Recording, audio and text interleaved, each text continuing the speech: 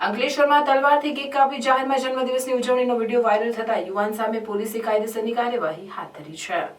અંકલેશ્વરના ગડખોલ ગામ ખાતે આવેલા મીઠા ફેક્ટરી વિસ્તારના રાધેકૃષ્ણ રેસિડેન્સી ખાતે રહેતા રમણકુમારસિંહ કમલ કિશોરસિંહ પોતાના ઘર સામે રાત્રે જન્મદિવસની જાહેરમાં ઉજવણી કરી હતી. સ્થાનિક મિત્રો જોડે જાહેર માર્ગ પર 4 વ્હીલર કાર પર કેક મૂકી હતી અને હવામાં આતિશબાજી કરી તલવાર લાવીને કેક કાપી હતી, જેનો વિડીયો વાયરલ થયો હતો. જે વાયરલ વિડીયો સામે આવતા અંકલેશ્વર બી ડિવિઝન પોલીસ હરકતમાં આવી હતી અને વાયરલ વિડીયો જે સોશિયલ નેટવર્ક સાઇટ પરથી અપલોડ થયો હતો, જે સાઇટ પર સરનામું સુધી કેક કાપનાર ઇસમને ઝડપી પાડ્યો અને પોલીસે તેની પાસેથી તલવાર પણ જપ્ત કરી બર્થડે બોય રમણકુમારસિંહ કમલ કિશોરસિંહની જાહેરનામા ભંગ બદલ કરી હતી.